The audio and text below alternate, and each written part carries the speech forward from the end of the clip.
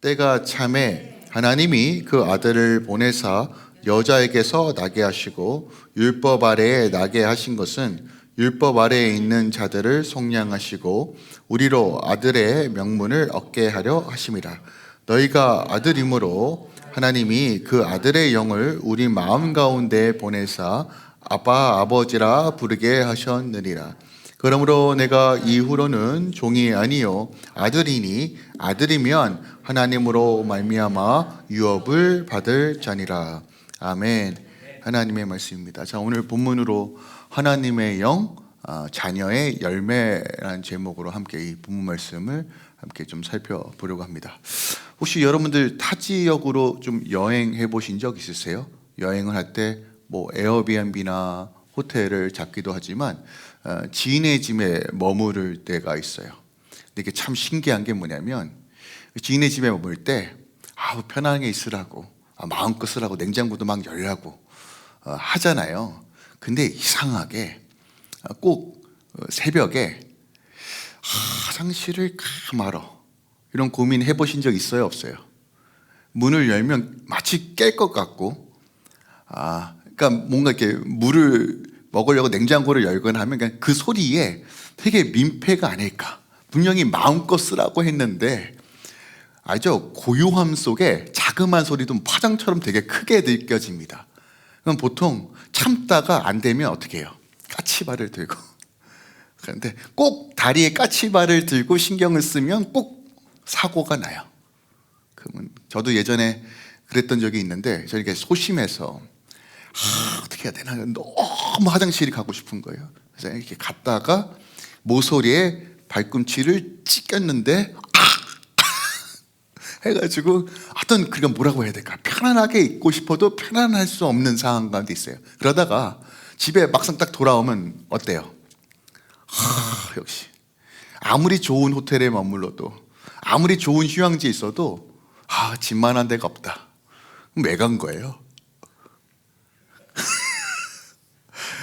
제가 말하고자 하는 포인트는 뭐냐면 이런 거예요. 우리가 왜 집이라는 곳이 편안하고 가장 안전하다고 느낄까요? 내가 이 집에 속하고 이곳이 내 처소라는 것을 알고 믿기 때문입니다. 저는 하나님께서 이 공간에 오셔서 나 여기 참 편하다, 이곳은 너무 좋다라고 늘 말씀하셨으면 좋겠어요. 근데 하나님께서 그렇게 인정하고 원하시는 것뿐만이 아니라 저는 할렐루야 교회 성도들이 하나님이 함께하는 그 이곳에서 조금 편안하고 누리는 그 자녀됨의 어떤 관계와 어떤 그 감동과 은혜를 누렸으면 좋겠습니다. 그런데 신앙생활이라는 게 참 이런 것 같아요. 같은 지붕 안에 있어도 어떤 분은 자녀처럼 누리는 분이 있고 어떤 사람은 이제 손님처럼 누리는 경우들이 있더라고요. 그 이유가 뭘까? 왜 본질적인 이유가 뭘까? 그렇다면 우리가 하나님께서 정말 원하시는 삶이 무엇일까? 그것을 이루는 방식과 또한 그 능력은 무엇인가에 대해서 오늘 갈라디아서 말씀을 통해서 함께 좀 살펴보려고 합니다. 성경 전체에서요, 늘 하나님께서 우리에게 지속적이고 반복적으로 말씀하신 내용이 있어요. 그것은 뭐냐면 내가 너희 안에, 너희가 내 안에 거하기 원한다. dwell, 함께 머물길 원한다. 함께 살길 원한다. 라는 말씀을 지속적이고 반복적으로 하십니다. 이 세상을 만드실 때도, 출애굽하실 때도, 그리고 신약에서 예수님께서 오셔서 말씀하실 때도 늘 핵심은 뭐냐면 하나님께서 이 세상을 창조하시고 인간을 만드신 목적과 이유, 그리고 우리를 구원하시신 모든 이유와 목적은 함께 너희와 함께 하기 원한다예요. 연합하기 원한다, 살기 원한다, 눈마주하기 원한다, 너희들과 함께 대화하기 원한다. 늘 우리와 무엇인가 함께 하길 원하신다라는 개념이에요. 그래서 예수를 믿는다는 것은 어떤 것을 우리가 어떤 목표와 지향점과 마음의 핵심으로 둬야 하냐면 내가 지금 주님과 함께 머무른가, 머물지 않는가, 하나님과의 관계가 온전한가, 온전하지 않는가를 늘 점검할 수 있어야 한다는 것이에요. 근데 문제는 이것이 마음을 먹고 결단한다고 되면 참 좋겠지만 그렇게 쉽지 않다는 것이에요. 여전히 우리는 하나님을 믿지만 손님처럼 객처럼 살아가는 방식들을 더 선호할 수밖에 없다는 것이에요. 그 이유가 뭘까?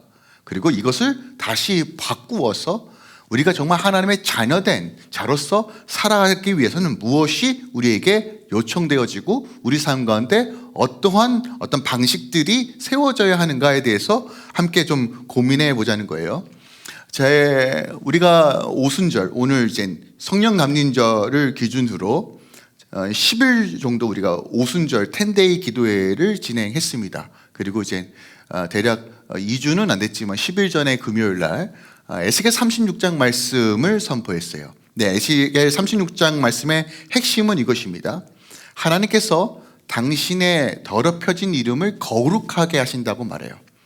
하나님의 이름이 더럽혀졌는데 이 세상의 어떤 깨어짐과 제약들 때문에 하나님의 이름의 명예, 영광이 더럽혀졌는데 하나님께서 그것을 회복하신다는 것이에요. 근데 어떠한 방식으로 회복하시느냐?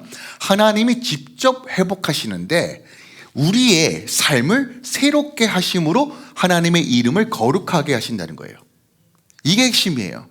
그러니까 우리의 어떤 애씀과 노력으로 우리의 인생이 회복되는 것이 아니라 하나님께서 직접 우리 삶에 개입하셔서 우리 삶을 새롭게 하심으로써 하나님의 이름을 거룩하게 하신다라고 말하고 있어요. 그리고 그 내용을 살펴보면 우리 안에 새 영이, 새 영, 무슨 얘기냐면 우리는 죽었습니다. 예수 없는 삶은 죽은 영이에요. 우리가 살아 숨쉬지만 우리의 영은 죽어 있습니다. 또한 우리가 예수를 믿더라도 영이 잠자고 있는 영적 코마 상태에 있는 분도 계세요. 그런데 하나님께서 이 영을 깨우신대요. 산 영으로 바꿔주신대요. 그 다음에 어떤 일을 하느냐? 내 영, 하나님의 영을 부으셔서 하시는 역할이 무엇이냐? 우리의 마음을 부드럽게 하여서 하나님의 말씀을 지켜 행하는 삶으로 걸어가게 하심으로 하나님의 이름을 거룩하게 하신다라고 말하고 있어요. 자, 이 언약의 약속의 말씀을 오늘 갈라디아 말씀으로 연결지어서 함께 좀 살펴보겠습니다. 그리고 금요일 날 저보다 말이 2배나 빠른 김성교 선교사님께서 갑자기 생각이 낭만의 시대, 검은색 옷을 쫙 향고 낭만의 시대였는데 그래서 제가 선교사님 보면서 너무 멋있다, 너무 멋있다. 근데 그 모습이 멋있는 게 아니라 복음에 불타오는 그 모습이 너무 좋아서 제가 심히 지금 자극을 받은 상태입니다. 받은 상태였는데, 자, 핵심은 갈라디아서 4장 7절 말씀, 우리가 함께 읽었던 7절 말씀을 근거로 우리 안에 세 가지 아이덴티티, 세 가지 정체성이 있다라고 말씀을 전했어요. 그 중에 핵심이 뭐냐면 첫 번째로 우리가 전에 어떤 존재였다? 죄인이었다. 과거형입니다. 죄인이었다. 그런데 우리 문제는 내가 죄인인가 죄인인지 아닌가. 늘 도덕과 윤리적인 관점에서 보니까 이게 보여지지 않는다는 거예요. 근데 제가 인상 깊었던 문장이 뭐냐면 우리는 조건과 환경만 딱 조성되면 바로 죄를 지을 수밖에 없는 존재다라는 거예요. 아시겠지만 이제 슬슬 더워지니까 날파리는 대체 어디서 나오는 겁니까? 신기하죠? 분명히 창문 다 닫고 이제 변기 뚜껑까지 다 닫았는데 스멀스멀 올라오죠. 세면대에서 알이 까졌는지 뭔지 조건과 환경만 맞춰지면 바로 뭐가 생깁니다. 마찬가지예요. 우리는 그런 존재라는 거예요. 그래서 에베소서 2장은 우리가 죽었다, 죄와 허물로 죽었다라고 표현합니다. 그게 과거형이에요. 그래서 핵심은 뭐냐면 내가 죄인이라는 것을 인정하고 믿지 못하면 하나님의 은혜를 맛볼 수 없다는 것이에요. 기억하십시오. 우리는 과거에 죽었던 존재입니다. 답이 없는 존재예요. 아무리 의롭게 행동해도 조건과 환경만 맞아떨어지면 언제든지 죄를 질 수 있어요. 여러분 생각해 보세요. 어저께도 그런 해프닝이 좀 있었는데 목사님이 뭘 사갖고 왔는데 계산이 2번 됐다는 거예요. 왜 계산이 2번 됐습니까? 아니 여러 개 샀는데 티멀튼에서 도넛을 더즌 2개를 샀는데 2개를 결제했대요. 도넛 2개만 더즌 2개를 샀는데 그러면 보통 여러분 상황이라면 땡 잡았네? 하고 갈 수도 있어요, 없어요? 이렇다니까요. 주님께서 주신 은혜구나 라고 해석하는 사람도 있겠지만 그렇지 않은 양심에 이거 어떡하지? 내가 목사인데 이거 다시 가야 돼. 여러분 이런 거 있잖아요. 그러니까 우리는요. 근데 만약에 그런 충돌이 늘 일어났죠. 이거 뭐 팀어튼 돈도 많은데 이 정도쯤이야. 이렇게 여러분 조건과 환경을 맞으면 우리는 언제든지 죄를 지을 수밖에 없는 존재라는 거예요. 그래서 여러분 이게 분명하게 맞닿아야 돼요. 근데 우리가 과거에 매이면 안 됩니다. 과거에 내가 어떤 존재라는 걸 잊어버리는 건 굉장히 큰일이지만 여러분 우리가 과거에는 그랬어요. 그래서 하나님의 은혜 없이는 살아갈 수 없다는 것을 명확하게 아는 건 중요합니다. 그런데 현재 우리가 뭐라고요? 우리가 하나님의 자녀가 되었다는 것이에요. 여러분 이 오늘 자녀가 되었으면 어디로 나아가야 된다라고 선교사님이 말씀하셨냐면 상속자 유업을 받은 자로 살아간다 하는 것이에요. 저는 오늘 이 두 번째와 세 번째를 조금 보강하여서 이것이 어떻게 실제가 될지에 대해서 오늘 함께 좀 그 부분을 나누려고 합니다. 자, 오늘 본문 이렇게 시작하는데 때가 참에 하나님의 시간이 충만할 때예요. 그러니까 물리적인 시간으로 때가 지나면 알아서 뭐 겨울이 되고 가을이 되고 이런 시즌을 이야기하는 것이 아니라 하나님께서 준비하시고 예배해 주신 그 완벽하신 시간이 탁 찼을 때 충만할 때 무엇이 이루어지냐? 그 아들을 보내사 여자에게 나게 하시고 율법 아래 나게 하신 것은 이라고 표현하고 있어요. 하나님의 시간, 하나님의 때에 하나님께서 그 아들을 보내신다라고 말합니다. 그 아들이라고 표현하고 있어요. 아들은 단수입니다. 여기서 말하는 아들은 예수님을 의미하죠. 근데 이 아들을 보내셔서 무엇을 하냐? 아들의 영을 보내셔서 우리를 아바 아버지라 부르게 하신대요. 그리고 오늘 우리가 읽진 않았지만 갈라디아서 5장 말씀을 할 텐데 열매 맺게 하신다는 거예요. 그래서 저는 이 세 가지로 좀 정리해서 오늘 말씀을 전하고 싶은데 첫 번째로 때가 참에 아들을 보내심으로 우리 삶 가운데 이젠 종, 노예, 고아와 같은 삶의 방식이 깨어지고 우리의 신분의 변화가 이루어졌다. 근데 거기서 멈추는 것이 아니라 그것이 실제화될 수 있도록 우리의 마음의 변화를 일으키신다. 근데 마음의 변화를 넘어서 우리가 삶의 변화로 인도하시는 분이 누구다? 바로 성령 하나님이다라는 것을 오늘 갈라디아서 통해서 함께 좀 나누기 원합니다. 특별하게 때가 찼다는 거, 여자에게 낳았다는 말이 되게 중요해요. 이 부분을 좀 간단하게 설명드리겠습니다. 저는 오늘 교리나 뭐 이런 것을 설명할 건 아니고 특별하게 어떻게 율법이라는 어떤 관점에서 김성교 선교사가 너무 잘 풀어서 여러분 이 부분을 좀 알고 싶으면 금요일 설교 들으시면 됩니다. 1시간 반짜리입니다. 그래서 말이 너무 빨라서 0.75배속으로 하면 대략 2시간 정도 설교를 들으면서 이해하실 수 있는데 쉽게 얘기해서 이런 겁니다.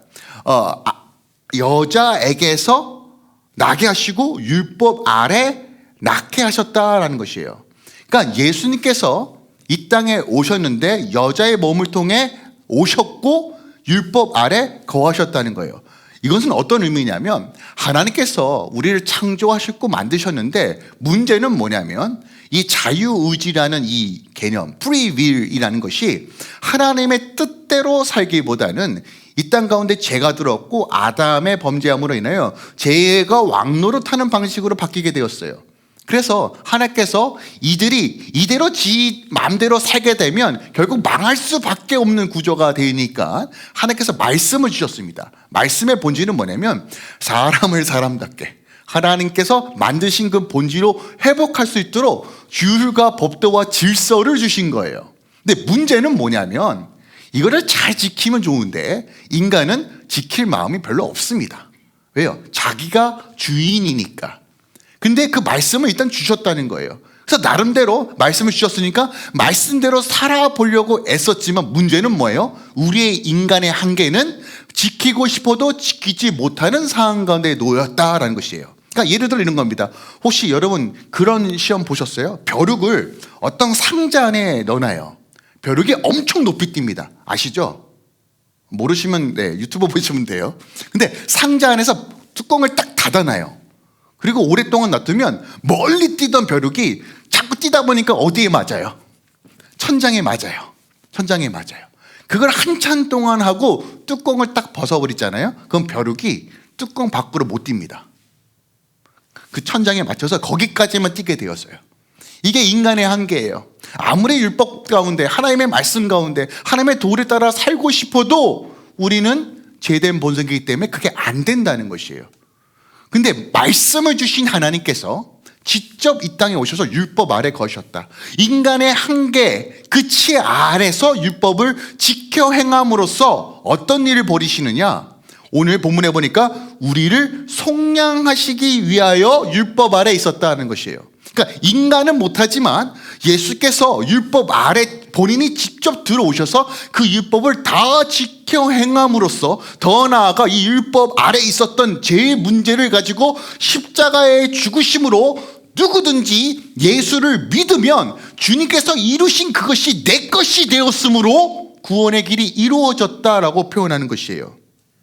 율법 아래, 율법의 요구를 전혀 감당할 수 없는 우리 이 삶에서 직접 오셔서 그 율법을 더 지켜 행함으로써, 그리고 그 본질적인 아무리 애써도 안 되는 그 죄의 문제를 본인이 다 끌어안으시고 십자가에서 죽으심으로 이 모든 죄값을 해결하심으로 누구든지 예수 그리스도를 믿으면 예수께서 이루신 그 모든 것들이 내 것이 되는 것이에요.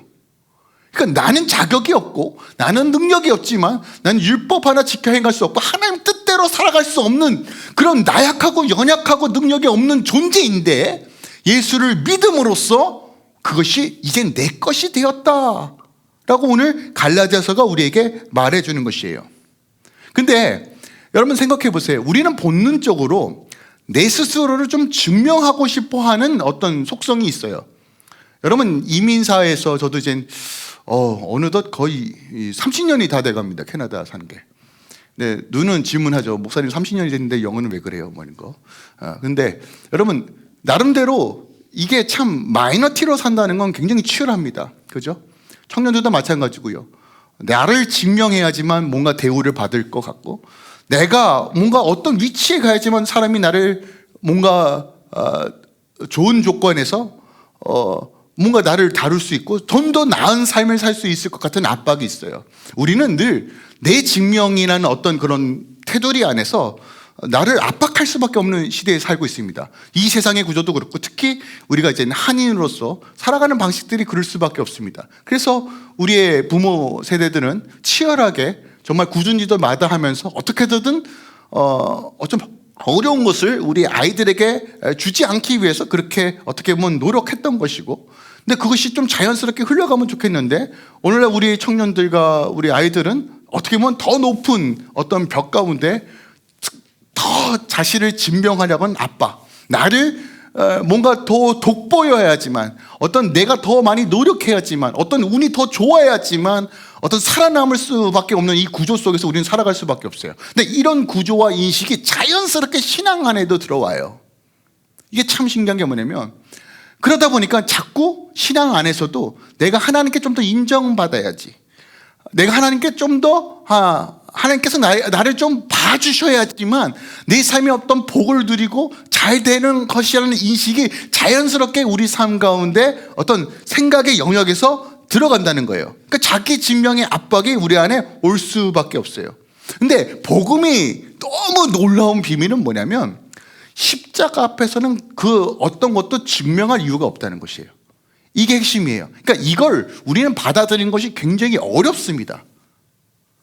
그러니까 마치 뭐 꽁꽁이 속에 있는 거 아니야? 대체 왜? 그 이유가 뭔데? 그래서 십자가가 뭔데? 나랑 관련이 없는 것처럼 느껴지는 건가 너무나 많다는 것이에요. 근데 오늘 갈라디아서가 우리에게 말하는 건 뭐냐면, 우리가 자녀됨을 누리는 방식, 하나님의 나라를 누리는 방식, 우리 안에 안식을 누리며 참된 자유와 하나님의 능력과 권세로 살아가는 방식 중에 핵심은 뭐냐면, 나를 증명하는 방식, 율법 안에서 내가 더 열심히 살아야지만 어떤 결과물을 도출하는 어떤 이런 시스템 속에서 그런 본질적인 삶을 벗어나 온전히 하나님께 맡기고 하나님의 뜻을 따라 걸어가는 것이 복된 것이다라는 것을 우리에게 제시하고 있다는 것이에요. 그래서 사실은 우리가 노예고 종으로서 나를 증명하는 어떤 시스템에 갇혀있는 것처럼 살아가지만, 우리는 그런 종과 노예의 방식으로 살아가는 것이 아니라 하나님께서 만드시고 하나님의 자녀로서 살아갈 수 있는 그 신분의 변화가 예수 그리스도의 공로를 통해서 이루어졌다라는 것이에요. 이게 사실이라는 거예요. 이게 법적 효력과 팩트라는 거예요. 팩트. 근데 문제는 뭐냐면 아무리 사실이라도 내가 믿고자 하지 않고 내 마음이 동화되지 않고 내가 그것에 대해서 내가 경험되어지지 않으면 인간은 늘 알고는 있는데 살아가지 못해요. 그래서 하나님께서 오늘 말씀을 통해서 이렇게 가르쳐 주시는 거예요.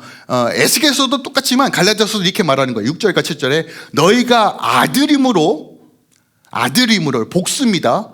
그러니까 나는 딸인데요 이렇게 하실 필요 없어요. 그러니까 자녀라고 해석하면 돼요. 너희가 자녀이므로 하나님이 그 아들은 단수입니다. 예수 그리스도를 뜻해요. 그 아들의 영을 우리 마음 가운데 보내사. 여러분 자 주목하셔야 돼요. 아니 굳이 뭐 성령님, Holy Spirit, Holy Ghost라고 표현해도 좋은데 왜 Spirit of His Son이라고 표현했을까요? 아들의 영이라고 표현했을까요? 신기하죠? 이건 이 아들의 영의 개념을 아셔야 돼요. 자, 한 예로 뭐 저도 이제 아이를 키우지만 제가 되게 중요하게 여기는 어떤 교육이 있습니다. 첫 번째는 밥상에서 밥 먹는 거예요. 그러니까 뭐냐면 밥 먹을 때 셀폰 하지 말고, 그러니까 저희 아내도 저한테도 늘 하지 말자. 미디어 같은 거 하지 말고 함께 밥 먹고 대화하자. 저희 첫째 짤은 좀 돼요. 근데 누에리는 발을 올리고 막 뒤집어 까고 주워 팰 수도 없고 올 때마다 화딱지가 납니다. 그래도 어떻게 해요? 그래도 사람 만들어야지 사람한테. 누에라 밥 먹을 때는 먹어야 돼. 근데 참 아시죠? 우라가 치며 오릅니다. 그거랑 두 번째 뭘 교육하냐면 인사를 좀 잘하자. 인사를 잘하자. 예. 근데 이게 좀 어려워요. 그죠? 제가 늘 만나면 어르신 만나고 송로님 만나고 또 주위에 이웃들 만나면 인사 잘해. 근데 아이들 어떻게 인사해요? 안녕하세요. 안녕하세요. 누아야. 안녕하세요. 근데 누에는요? 안녕하세요. 쭈삣쭈삣하고 잘 안 되잖아요. 그죠? 근데 여러분 그 경험하셨을 거예요. 저는 아직도 이게 아주 너무 좋은데 여기는 이제 아이들 해야 되잖아요. 우리 아들 데이케어 픽업할 때도 저희 딸 픽업할 때도 참 신기한 게 뭐냐면 제가 뭐라고 제가 딱 나타나잖아요. 그럼 우리 딸도 입이 이렇게 올라가요. 참고로 저희 아내 할 때는 입이 안 올라가지만 입이 올라가면 아빠 하고 뛰어와요. 그리고 데이케어 가면 저희 아들이 이미 창문에서 제가 온 걸 아니까 내 아빠 왔다. 아니 우리 아빠도 내 아빠래요. 내 아빠.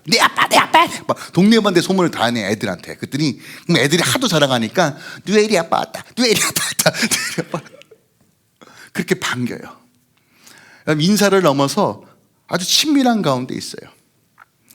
여러분 이 인식 차이가 타인에게 인사하라고 하고 친밀하게 하라고 해도 잘 안 되는 이유와 자신들의 부모에게는 친밀하게 대하는 이유가 뭘까요?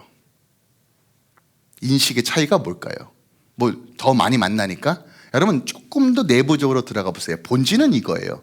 하나 뭐냐면 아이는 자신의 삶을 도와주고 책임지고 지탱할 수 있는 존재에게 마음을 열어요.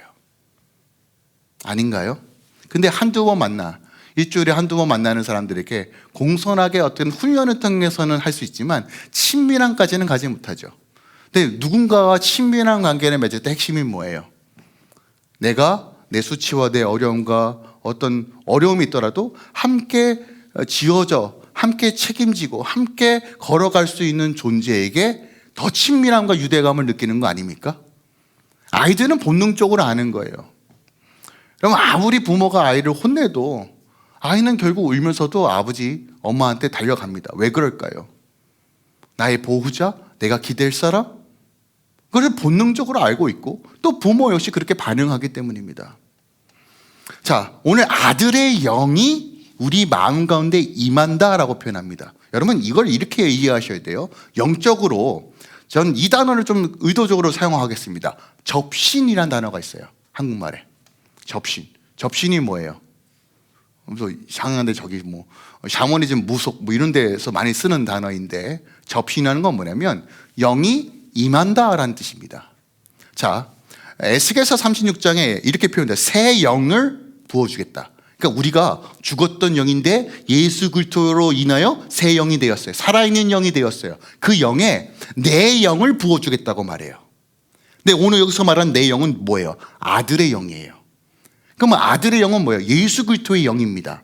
그러니까 예수 그리스도께서 하나님 아버지를 친밀함으로 함께 연합하며 누렸던 그 모든 감각과 이성과 지성과 모든 것들을 경험하신 그 영이, 그 실체의 영이 내 영 가운데 접한다는 거예요. 그러면 접신되면 어떤 일이 벌어질까요? 여러분 너무 이상하게 생각하지 마시고요. 너무 공포영화 봐가지고 이상한 거 생각하시는데, 내 영에 하나님의 영이 접하게 되면 그 영의 영향을 받습니다. 그래서 보세요. 처음에 팩트로 신분의 변화가 되었지만 믿어지지 않아요. 하지만 그 영이 내 안에 임하는 순간, 아, 이게 실체구나가 깨달아지는 거예요.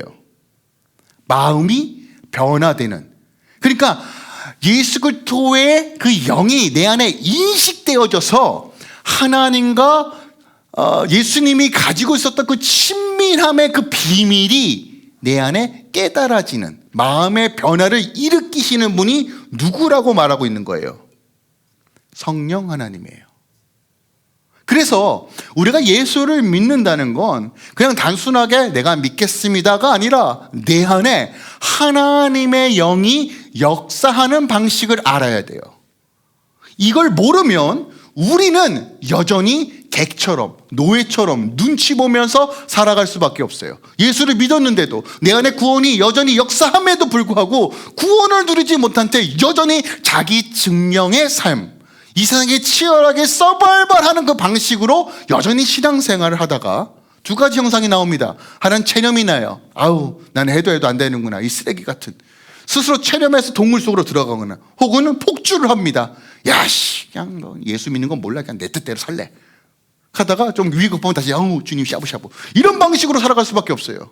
누림이 아니라 자기중심적으로 살아갈 수밖에 없어요. 여러분, 이게 우리의 본성이에요. 왜냐하면 창세기에 보면 아담과 하와가 선과 악을 아는 나무 열매를 먹었어요. 먹자마자 한 행동이 뭐예요? 가렸어요. 어머, 이거 뭐야? 어머, 뭐야? 가렸단 말이에요. 잎사귀를 가렸어요. 자기의 수치를 가리고 나무 속에 숨었습니다. 여러분, 이게 우리의 본성이에요. 죄는 늘 감추어요. 그리고 뭐라고 생각합니까? 하나님이 우리 내치는 거다, 버렸다. 근데 하나님께서 그거 다 알고 계시면서도 아담아 어디 있냐? 너 왜 숨었냐? 근데 우리는 다 생각하죠. 아, 끝났다.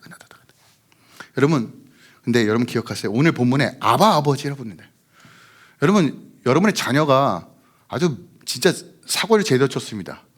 나는 뭐 한 몇십 밀리언 날려먹었다고 칩시다. 이놈의 새끼 이거 뭐 코인을 했든 뭐든 날려먹었어요.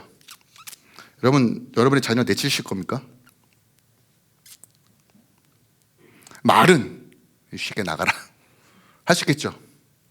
그런데 정말로요? 진짜 부모라면 못해요. 그렇게. 아무리 개망난이라도 개차반이라도 내 새끼잖아요. 근데 자녀의 입장에서는 아, 나 끝났다 라고 생각할 수 있는 여지가 다분하죠.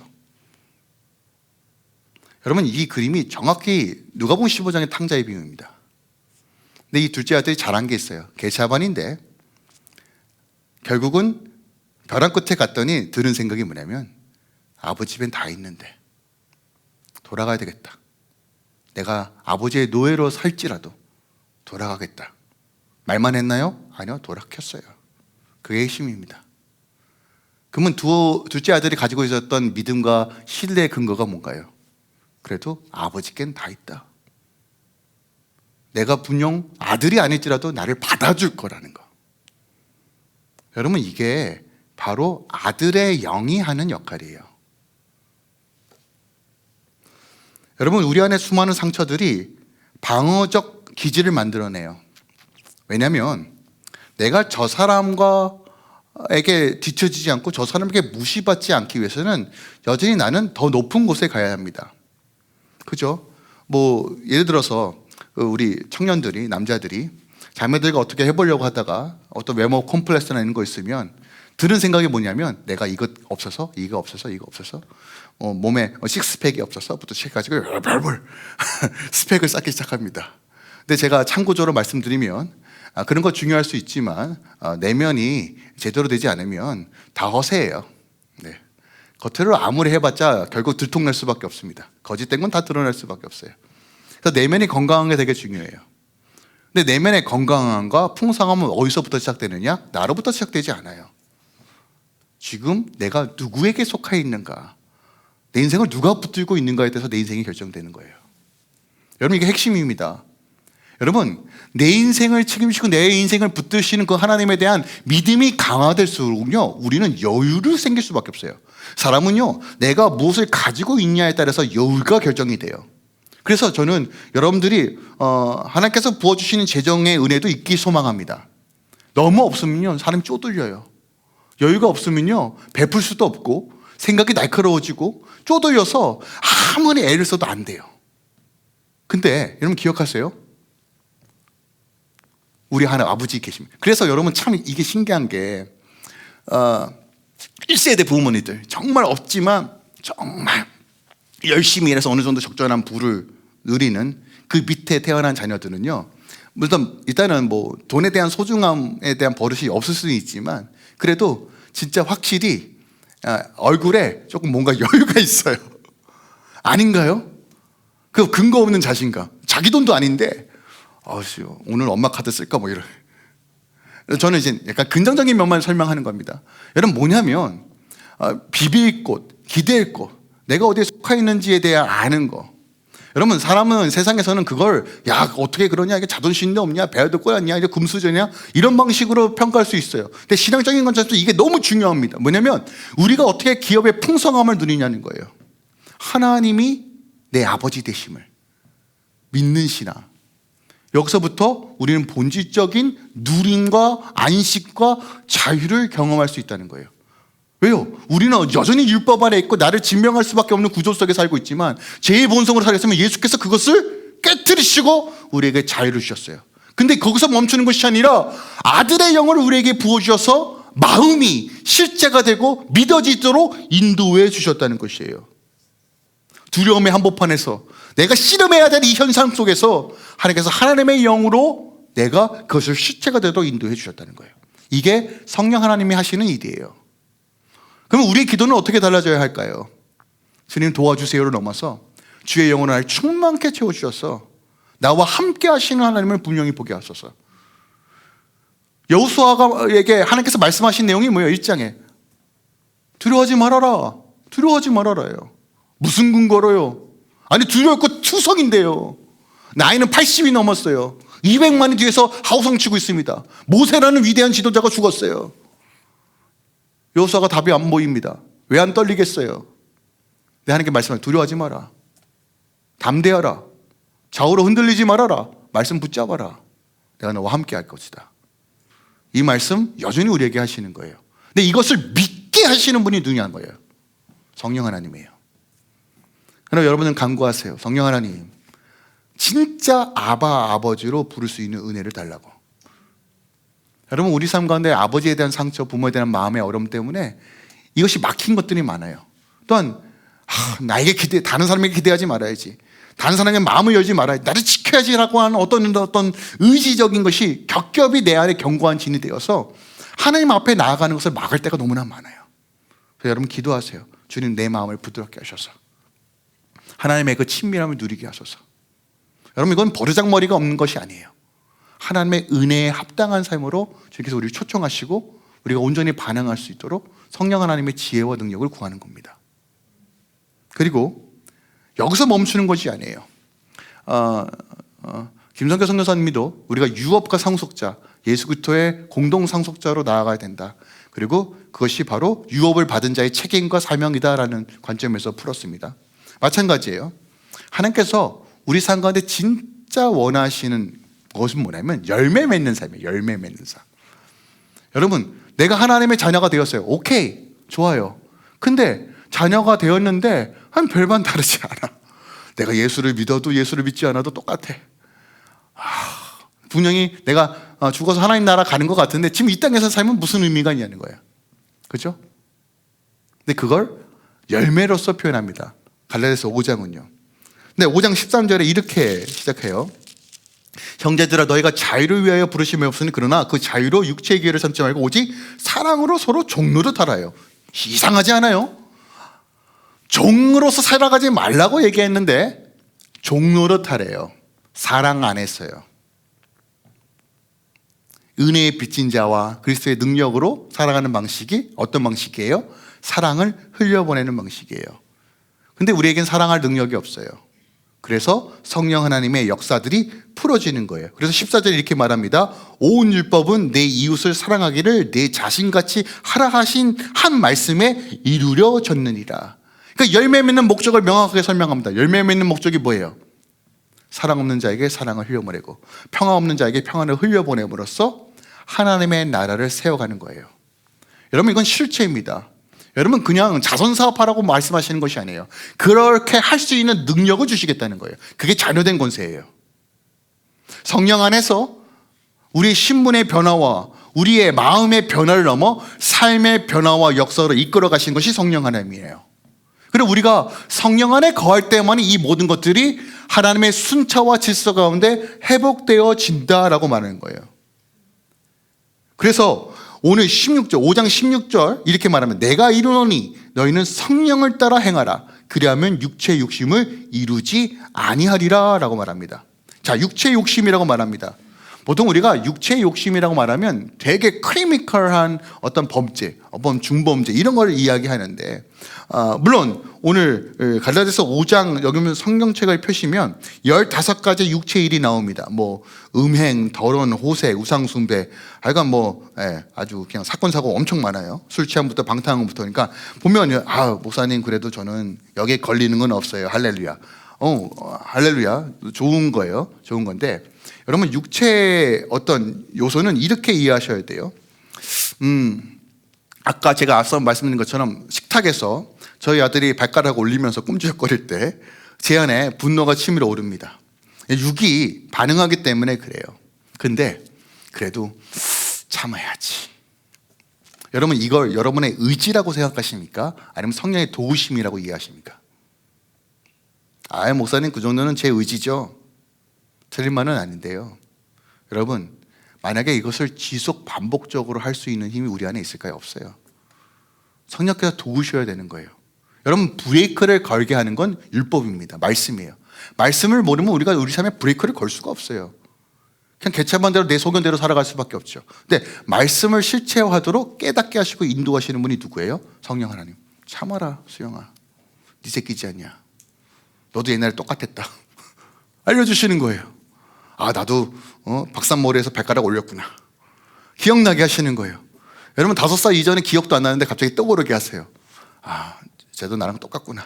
어떻게 해야 되지? 아이를 통해서 나를 보게 하시는 거예요. 누가 하시는 겁니까? 성령 하나님이요. 계속 나를 다듬으셔서 하나님의 자녀로서 열매 맺게 하시는 거예요. 여러분, 혹시 텃밭 같은 거 키워보셨어요? 쉬운 텃밭도 있죠. 저도 이제 올해는 깻잎 너무 힘들어서 토마토를 아주 주구장창 심었습니다. 토마토를 한 10개 팥에다 지금 무럭무럭 자라고 있는데 공부하다 보니까 그렇더라고요. 비료도 종류가 되게 많더라고요. 그래서 어떤 시즌에 산성이 있는 칼슘이 있는 비료 이게 단계별로 줘야 하더라고요. 근데 저는 그런 거 몰라서 그냥 대충 줍니다. 대충 줘도 알아서 크겠죠. 근데 만약에 여러분 산 가운데 땅덩어리를 누가 줬어요. 땅덩어리 가운데 농장을 어떤 과수원이나 이런 것들을 지어야 합니다. 그러면 공부를 해요, 안 해요? 합니다. 어떤 시즌에 뭘 심어야 되는지, 토양은 어떻게 해야 되는지, 또한 때에 따라서 가지를 쳐야 되는지, 이 시즌이 정확해야지만 정확하게 좋은 열매를 맺겠죠. 근데 이걸 시즌에 그것을 하지 못하면 어떤 일이 벌어져요? 농사를 망치거나 혹은 내년으로 미뤄야 되는 상황들이 벌어질 수 있다는 것이에요. 여전히 우리 삶 가운데서 하나님의 나라의 법칙과 육의 법칙이 싸워요. 근데 우리가, 여러분, 우리 인생에서 모든 걸 다 아는 건 아니잖아요. 내가 잘 아는 분야가 있잖아요. 근데 여러분, 그리스도를 닮아가고 주의 나라를 세워가는 방식을 정확하게 알고 계십니까? 쉽지 않죠. 목사인 저도 말씀을 봐야, 깨달아야 알 수 있는 영역이고, 성경을 연구한다고 되는 일이 아니에요. 근데 말씀을 지으신 분이 제시해 주시는 거예요. 하나님의 의와 생명으로 걸어가는 방식이 이것이다 라고 조언해 주세요. 네, 여러분 기억하세요. 오늘 말씀을 묵상하다 보면 마치 나는 아무것도 안 하고 성령께서 알아서 하시겠지, 이 얘기가 아닙니다. 여러분, 성령께서 내 삶 가운데 역사하는 방식을 알아야 돼요. 두 가지입니다. 여러분 꼭 기억하세요. 하나님께서 우리 삶 가운데 역사하시는 방식은 첫 번째, 회개입니다. 내가 철저히 죄인이고 하나님의 은혜 없이는 살아갈 수 없다는 거 인지하시고 회개하고 돌이켜야 돼요. 두 번째, 순종입니다. 비록 내가 불가능한 상황이라도 말씀에 순종할 때 하나님의 영의 역사들이 일어나는 거예요. 두 가지입니다. 그래서 성령 충만은 어떤 은사나 기름 부심만, 어떤 치유나 방언, 이런 것들이 본질이 아니라 결국 예수 그리스도의 삶, 주님이 내 안에, 내가 주 안에 거하면서 자녀됨을 누리게 하시며 안식과 자유로 인도하시는 분이 성령 하나님이에요. 그래서 그분이 우리 안에 역사하기 시작하면 가장 먼저 변하는 것이 우리의 말과 성품이라는 거예요. 이게 본질적인 열매입니다. 그리고 예수 그리스도가 드러나기 위해서, 여러분 기억하세요. 하나님의 그 풍성함이 있어야지만, 여러분 실질적으로 여러분이 돈이 있고 재정이 있고 환경이 열어져야지만 베풀매도 궁핍함이 없이 흘려보내는 거 아닙니까? 믿을 구석이 있어야 되는 거 아니에요? 저도 어저께 저희 아내가 가끔씩 같이 밥 먹자고, 집에서 먹으면 참 좋겠는데 나가서 먹자고. 그래서 제가 저는 이게 걱정 근심이 참 많아요. 참 믿음이 정말 없습니다. 근데 가요. 밥 먹자고 하는 건 뭐예요? 밥 사달라는 거죠. 그래서 집 근처에 있는 스시집에 갔어요. 스시집에 갔는데 요즘 내 식구가 먹으면 그냥 100번 그냥 넘습니다. 아무리 싼 거 시켜도요. 그래서 제가 그래 주님께서 알아서 하시는데, 말은 고백해도 어떻게 해요. 근데 일단 시켰어요. 시켜서 먹고 있는데 갑자기 저희 아내가 쑥 일어나더니 계산대로 가는 거예요. 그래서 어머, 우리 아내가 은혜를 받았나? 라고 생각을 했어요. 그랬더니 우리 먹은 거 계산하는 게 아니라 옆 테이블 걸 검색 계산하더라고요. 그래서 내가 뭐지 했더니 한글학교 선생님이 거기 있다고, 고맙다고. 그래서 제가 하면서도 어떤 생각이 드냐면, 우리 아내의 믿음은 뭘까? 저는 저희 아내 통관장으로 다 알거든요. 근데 저희 아내에게 정말 강력한 믿음 중에 하나가 뭐냐면, 아버지 계시잖아 이거예요, 정말. 그래서 제가 늘 그렇게 얘기하죠. 그치, 아버지 계시지, 근데 똥은 내가 치우는 것 같아 그러거든요. 근데 저는 그 믿음이 너무 부러운 거예요. 근데 곰곰이 생각해보면 저희가 지금 결혼 생활 한 15년 차를 향해 가고 있는데, 그래도 줄인 적 없고, 그렇죠? 물론 굴본 적은 조금 있지만 그래도 망한 적은 없고, 그래도 하나님께서 차츰차츰 세워주셨어요. 그런 거 보면서 나에게 이런 믿음이 필요하구나. 우리 아내가 가지고 있던 이 믿음, 성령께서 역사하시는, 정말 아버지가 나와 함께 하신다는 그 믿음이 내 안에 새겨지길 원한다. 여러분, 이게 우리 의지로 될 수 있는 싸움이 아닙니다. 성령께서 계속 컨펌해 주셔요. 우리는요, 망각의 동물이라 돌이킴을 잊어버려요. 있다가도 없고 없다가도 있는 것이 돈인데도 불구하고, 있었을 때는 괜찮은데 없으면 진짜 없대, 왜 웃지 이래요. 우리 인생이 그래요. 근데 그때마다 시도 때도 없이 오셔서, 수영아, 내가 있다. 그래서 내가 주님의 음성에 귀 기울일 때 사는 것이에요. 내 인생이 주님 손에 있다는. 근데 여러분, 성령 하나님을 의지하지 않고는 결코 우리가 상속자로 살아갈 수 없어요. 여러분, 상속이 뭐예요? 주어질 것을 믿음으로 바라보며 걸어가는 거예요. 근데 주어질 것들을 모르고 내 멋대로 살면 어떻게 돼요? 비록 내가 없지만 난 상속자예요. 상속자면 뻔뻔할 수 있습니다. 그죠? 담대할 수 있어요. 근데 그걸 누가 확인시켜 준다고요? 성령 하나님이에요. 그리고 하나님께서 우리에게 열매를 맺게 하신대요. 알고 있듯이 성령의 9가지 사랑, 희락, 화평, 온유신, 담화, 양서, 추성, 온유, 절제. 자, 그런데 여러분 이거는 각기 개별적인 것이 아니라 단수로 쓰여서 한 열매예요. 한 열매 안에 이 9가지 열매가 다 있는 거예요. 예수 안에. 그러면 여러분 제가 이 표현이 참 좋습니다. 뭐냐면 나무는 자기가 열매를 먹기 위해서 열매 맺지 않아요. 아닌가요? 사과나무가 나 이 사과 먹어야지 하면서 사과 열매 맺지 않아요. 사과나무는 사과 열매를 왜 맺습니까? 주려고 맺어요. 하나님은 풍성하셔서 내가 먹고 차고 넘치는 그 놀라운 은혜로 하나님의 하나님 되심을 드러내십니다. 여러분 성령 안에 있을 때만이 이 열매가 맺혀져요. 여러분 생각해 보십시오. 화평, 화목해하는 거. 제가 실질적으로 말씀드리겠습니다. 여러분 누군가의 사이에 화목하기 위해서 뭐가 필요할까요? 실질적으로 시간, 에너지, 재정 다 필요합니다. 아닌가요? 하나님은 그렇게 하시는 거예요. 그냥 너가 몸만 쓰라고 하지 않고 그 모든 필요한 것들을 맺게 하시며 그것을 이룰 수 있도록 힘을 더하여 주세요. 여러분들에게 좀 도전을 줍니다. 성령께서 그 일을 하신다고요. 어떻게 적시적소에 어떻게 일해야 되는지 어떻게 기도해야 되는지 알려주셔서 하나님의 아름다운 열매를 드러내게 하세요. 근데 하나님께서 그냥 맨 땅에 네가 알아서 해라 이렇게 하시지 않아요. 절대. 근데 성령 하나님에 의지하지 않고는요 우리가 그 열매들을 맺을 수가 없어요. 여기서 말하는 모든 열매들은요 정말 여러분들이 생각하지도 못했던 그 너무나 풍성함들입니다. 물론 하나님께서 우리를 궁핍하게도 하시겠죠. 왜요? 때로는 땡볕이 있어야지만 열매가 맺어지기 때문에 그래요. 말씀을 정리합니다. 하나님의 자녀가 되었어요. 근데 자녀됨이 저절로 이루어지는 것이 아닙니다. 하나님의 영이 내 안에 임하고 하나님의 영의 인도하심을 받아야 돼요. 절대적입니다. 성령의 충만함은 어떤 오순절 교리에서만 말하는 것이 아니고요. 실체입니다. 내가 지금 하나님의 안식을 누리는 방식.